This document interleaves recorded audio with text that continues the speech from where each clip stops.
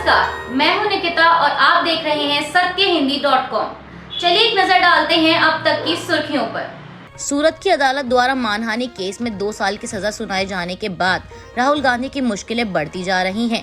कांग्रेस का कहना है कि ऊपरी अदालत का दरवाजा खटखटाएंगे, लेकिन अगर राहुल गांधी को उच्च अदालत से भी राहत नहीं मिलती है तो उनकी संसद की सदस्यता पर तलवार लटक सकती है। आरपीए एक्ट के प्रावधान के मुताबिक भ्रष्टाचार और एनडीपीएस में दोषी करार देना ही संसद की सदस्यता रद्द करने के लिए काफी है। मोदी सरनेम मामले में राहुल गांधी को 2 साल की सजा के बाद कांग्रेस की तरफ से एक के बाद एक टिप्पणियां आ रही हैं, जिसमें सबसे ताजा टिप्पणी कांग्रेस के प्रवक्ता और वरिष्ठ नेता अभिषेक मनु सिंघवी की है। सिंघवी ने कांग्रेस और राहुल गांधी का बचाव करते हुए कहा कि कांग्रेस और राहुल गांधी की नीति बिल्कुल साफ रही है और वे जितना मर्जी डराने की कोशिश कर लें, पर राहुल गांधी डरेंगे नहीं। अभिषेक मनु सिंघवी ने आगे मानहानि के मामले में कहा कि मानहानि के विषय में मूल सिद्धांत है कि आपको एक स्पष्ट विषय में मानहानि करनी पड़ती है और ऐसा कुछ भी राहुल गांधी के मामले में नहीं हुआ है। सुप्रीम कोर्ट अधिवक्ता ने कोर्ट के ऊपर सवाल उठाते हुए कहा कि अदालत दोषी ठहराए जाने के बाद सजा देने में समय लेती है, पर राहुल गांधी को 15 मिनट में सजा सुना दी गई और उसमें भी सबसे अधिक 2 साल के लिए। सिंघवी ने इस मामले को ऊपरी अदालत में ले जाने की बात भी कही है। आने वाले राज्य और अगले साल के लोकसभा चुनाव को मद्देनजर रखते हुए बीजेपी ने आज 4 नए प्रदेश अध्यक्षों के नामों की घोषणा की है। इन नामों में लोकसभा सांसद सीपी जोशी को राजस्थान और ओबीसी नेता सम्राट चौधरी को बिहार की कमान संभालने की जिम्मेदारी दी गई है। भाजपा अध्यक्ष जेपी नड्डा ने पूर्व राज्य मंत्री मनमोहन समल को ओडिशा की और मौजूदा कार्यकारी अध्यक्ष वीरेंद्र सचदेवा को दिल्ली की कमान सौंपी है। बीजेपी के सूत्रों की माने तो इस बदलाव की वजह प्रदेश अध्यक्षों का कार्यकाल खत्म होना बताई जा रही है। हाल ही में हुए त्रिपुरा चुनावों के बाद एक बार फिर से त्रिपुरा स्पीकर के चुनाव से पहले राजनीतिक पारा चढ़ता जा रहा है। ताजा घटनाक्रम में टिपरा मोथा पार्टी के मुखिया प्रद्योत विक्रम माणिक्य देव वर्मा की तरफ से ट्वीट कर जानकारी दी गई है कि उनकी पार्टी के अलग राज्य यानी ग्रेटर त्रिपुरा लैंड की मांग पर बातचीत के लिए केंद्र की तरफ से वार्ताकार की नियुक्ति का आश्वासन दिया गया है। सूत्रों की माने तो आज देव वर्मा और असम के मुख्यमंत्री हेमंत बिस्वा शर्मा दिल्ली आकर अमित शाह से इस मसले पर बातचीत करेंगे। माना जा रहा था कि सीपीएम, कांग्रेस और टिपरा मोथा मिलकर स्पीकर और डिप्टी स्पीकर के लिए भाजपा के सामने अपना उम्मीदवार खड़ा करेंगे, लेकिन अब अंदेशा लगाया जा रहा है कि टिपरा मोथा अपना हाथ पीछे खींच सकती है। कांग्रेस नेता राहुल गांधी ने मोदी सरनेम मानहानि मामले में कोर्ट में माफी मांगने से इनकार करते हुए कहा कि मेरा बयान राजनीतिक था। राहुल गांधी ने अदालत में कहा कि मैंने एक राजनीतिक नेता की हैसियत से बयान दिया था। उन्होंने कहा कि करप्शन पर बोलना मेरी जिम्मेदारी है और मैंने अपना फर्ज निभाया है। राहुल ने कहा कि मैं माफी नहीं मांगूंगा, मुझे कोर्ट की दया नहीं चाहिए। वहीं इस मामले में गुजरात की सूरत की जिला कोर्ट ने राहुल गांधी को दोषी करार देते हुए 2 साल की सजा सुनाई है। हालांकि बाद में राहुल गांधी को कोर्ट से जमानत मिल गई और कोर्ट से सजा सुनाए जाने के बाद राहुल गांधी ने अपने ट्विटर अकाउंट पर ट्वीट कर महात्मा गांधी का प्रसिद्ध कथन लिखा कि मेरा धर्म सत्य और अहिंसा पर आधारित है। सत्य मेरा भगवान है, अहिंसा उसे पाने का साधन। आपको बता दें कि सूरत की एक अदालत ने मोदी सरनेम से जुड़े बयान को लेकर राहुल गांधी के खिलाफ 2019 में दर्ज आपराधिक मानहानि के एक मामले में उन्हें गुरुवार को दोषी करार दिया है। मुख्य न्यायिक मजिस्ट्रेट एच वर्मा की अदालत ने आईपीसी के सेक्शन 504 के तहत गांधी को दोषी करार दिया, जो कि शांति भंग करने के इरादे से जानबूझकर अपमान करने से संबंधित है। बता दें कि फैसला सुनाए जाते समय राहुल गांधी अदालत में मौजूद थे। वे आज सुबह ही सूरत पहुंचे थे। गौरतलब है कि राहुल गांधी के खिलाफ यह मामला उनके उस बयान को लेकर दर्ज किया गया था, जिसमें उन्होंने कथित तौर पर कहा था, क्यों सभी चोरों का सरनेम मोदी ही होता है। राहुल गांधी के इस बयान के खिलाफ बीजेपी के विधायक और गुजरात के पूर्व मंत्री पूर्णेश मोदी ने शिकायत दर्ज कराई थी। 2019 में मोदी सरनेम वाले बयान को लेकर दर्ज मामले में राहुल गांधी को सूरत की जिला कोर्ट द्वारा दोषी करार देने और 2 साल की सजा सुनाने के बाद बीजेपी ने राहुल गांधी पर निशाना साधा है। बीजेपी नेता और केंद्रीय कानून मंत्री किरेन रिजिजू ने कहा कि राहुल गांधी जो भी बोलते हैं उससे केवल कांग्रेस पार्टी का नुकसान होता है। कांग्रेस के नेताओं ने ही बताया है कि राहुल के रवैये से सब खराब हो गया, पार्टी डूब रही है। वहीं बिहार के पूर्व उप मुख्यमंत्री और बीजेपी के राज्यसभा सांसद सुशील मोदी ने भी कोर्ट के फैसले का स्वागत करते हुए कहा कि मैं भी मोदी हूं। मैंने राहुल गांधी के बयान को सुनने पर अपमानित महसूस किया था। मैंने भी राहुल गांधी के खिलाफ एक मानहानि का मुकदमा पटना के कोर्ट में दर्ज कराया है। मुझे उम्मीद है कि पटना के कोर्ट से मुझे न्याय मिलेगा और मैं अदालत के इस फैसले का स्वागत करता हूं। इसके अलावा बीजेपी सांसद विनोद सोनकर ने कहा कि कांग्रेस के लोगों को और राहुल गांधी को शर्म आनी चाहिए। जब हम लोग कह रहे थे कि देश से माफी मांगो, राहुल गांधी ने देशद्रोहियों जैसा अपराध किया था। अब तो कोर्ट भी उनको दोषी ठहरा चुकी है। इसलिए कांग्रेस के लोगों को और राहुल गांधी को देश के साथ साथ सबसे माफी मांगनी चाहिए।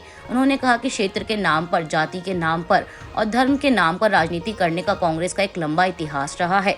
अब तो और भी दुर्भाग्यपूर्ण है कि सरनेम का भी दुरुपयोग कर रहे हैं। कांग्रेस सांसद राहुल गांधी के प्रधानमंत्री मोदी के सरनेम को लेकर किए गए कमेंट के मामले में कोर्ट के फैसले के बाद कई नेता राहुल गांधी के समर्थन में आए हैं। कांग्रेस महासचिव जयराम रमेश ने कहा कि ये न्यू इंडिया है। अन्याय के खिलाफ आवाज उठाओगे तो ईडी, सीबीआई, पुलिस, एफआईआर सबसे लाद दिए जाओगे।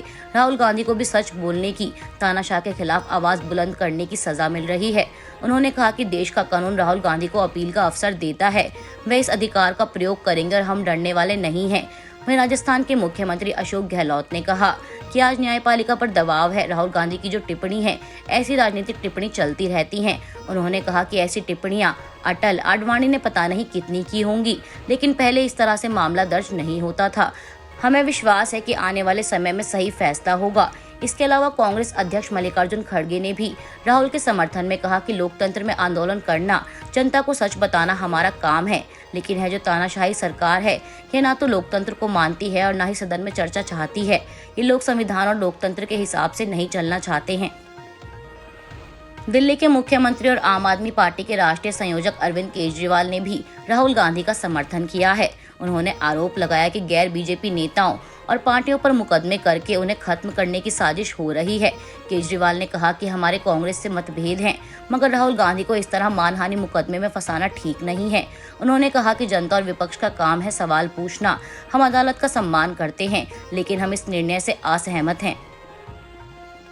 लंदन में दिए गए भाषण पर अब केंद्रीय मंत्री पीयूष गोयल ने राहुल गांधी और उनकी पार्टी कांग्रेस पर निशाना साधा है। सदन में चल रहे हंगामे के बीच पीयूष गोयल ने राहुल गांधी से उनके भाषण के लिए देश से माफी मांगने को कहा और उन्हें देश और संसद को बदनाम करने के लिए जिम्मेदार बताया। इससे पहले मंगलवार को भी पीयूष गोयल ने कांग्रेस पर अपनी गैर जिम्मेदार टिप्पणियों और निराधार आरोपों से संसद को बाधित करने का आरोप भी लगाया था। गौरतलब है कि पीयूष गोयल का ये बयान कांग्रेस अध्यक्ष मल्लिकार्जुन खड़गे के अडानी मामले पर बातचीत और जेपीसी जांच की मांग करने के बाद आया है। देश में दोबारा तेजी से बढ़ रहे कोरोना के मामलों पर केंद्रीय स्वास्थ्य मंत्री सचिव राजेश भूषण ने चिंता जताई और कहा कि कोरोना अभी खत्म नहीं हुआ है। मीडिया से रूबरू होते हुए भूषण ने कहा कि दुनिया में अब भी हर रोज 93,977 मामले आ रहे हैं और दुनिया के देशों में कोरोना की छठी लहर तक आई है, जब तक भारत में हमने सिर्फ तीसरी लहर देखी है। आगे जानकारी देते हुए केंद्रीय स्वास्थ्य मंत्री सचिव ने बताया कि भारत में रोजाना औसतन 996 मामले रिपोर्ट हो रहे हैं और पॉजिटिविटी रेट 0.09% से बढ़कर 1% हो गया है। बता दें, सबसे ज्यादा मामले दर्ज करने वाले राज्यों में गुजरात, महाराष्ट्र, कर्नाटक, केरल, हिमाचल, तमिलनाडु, दिल्ली और राजस्थान शामिल हैं। दिल्ली में प्रधानमंत्री मोदी के विरोध में लगाए गए पोस्टर्स को लेकर दिल्ली के सीएम अरविंद केजरीवाल ने पीएम मोदी पर तंज कसते हुए बुधवार को पुलिस की कार्रवाई का जिक्र करते हुए मीडिया से बातचीत के दौरान कहा कि पीएम मोदी डर गए हैं। केजरीवाल ने कहा कि पोस्टरों पर प्राथमिकी दर्ज की गई है। मोदी जी इतने डरे हुए क्यों हैं? कोई भी इस पोस्टर को लगा सकता है। इतना डरा हुआ प्रधानमंत्री, इतना असुरक्षित प्रधानमंत्री। इसके साथ ही आम आदमी पार्टी ने केंद्र सरकार पर आरोप लगाया है कि दिल्ली में तानाशाही शिखर पर पहुंच गई है। आपने ट्वीट किया कि मोदी सरकार की तानाशाही चरम पर है। इस पोस्टर में ऐसा क्या आपत्तिजनक है जो इसे लगाने पर मोदी जी ने 100 एफआईआर कर दी? पीएम मोदी, आपको शायद पता नहीं, पर भारत एक लोकतांत्रिक देश है। एक पोस्टर से इतना डर क्यों? आपको बता दें कि राजधानी के कई इलाकों में दीवारों और खंभों पर प्रधानमंत्री के विरोध में आपत्तिजनक पोस्टर लगाए गए थे। पुलिस के मुताबिक पोस्टरों में प्रिंटिंग प्रेस का नाम नहीं लिखा था, इसलिए कार्रवाई बड़े पैमाने पर हो रही है। 2000 पोस्टर दीवारों से हटाए गए, जबकि 2000 जब्त किए गए हैं। वहीं गिरफ्तार आरोपियों में से 2 प्रिंटिंग प्रेस के मालिक हैं। पुलिस के मुताबिक ऐसे 50,000 पोस्टर छापने का ऑर्डर मिला था और ये पोस्टर शनिवार देर रात और सोमवार सुबह तड़के चिपकाए गए थे। इस मामले में सेंट्रल डिस्ट्रिक्ट में 2 एफआईआर हुई और 3 गिरफ्तारी हुई हैं। दिल्ली पुलिस ने ये कार्रवाई जमानती धाराओं में की है, इसलिए सभी गिरफ्तार लोगों को जमानत मिल गई है। ले ऑफ के दौर में अब आईटी सर्विसेज कंपनी एक्सेंचर का नाम भी जुड़ गया है। गुरुवार को एक्सेंचर ने घोषणा करते हुए कहा कि कंपनी में लगभग 19,000 नौकरियों की कटौती की जाएगी और सालाना रेवेन्यू और प्रॉफिट के अनुमान को भी कम करेगी। रॉयटर की रिपोर्ट के मुताबिक जहां कंपनी ने पहले 8 से 11% की स्थानीय मुद्रा में सालाना रेवेन्यू ग्रोथ के अनुमान को कम करके 8 से 10% कर दिया है। बता दें, इससे पहले आर्थिक मंदी के चलते अमेज़न ने 9,000 और फेसबुक की पेरेंट कंपनी मेटा ने 11,000 नौकरियों में कटौती की घोषणा की थी। अभी के लिए बस इतना ही। बाकी की खबरों के लिए जुड़े रहिए सत्यहिंदी.com के साथ।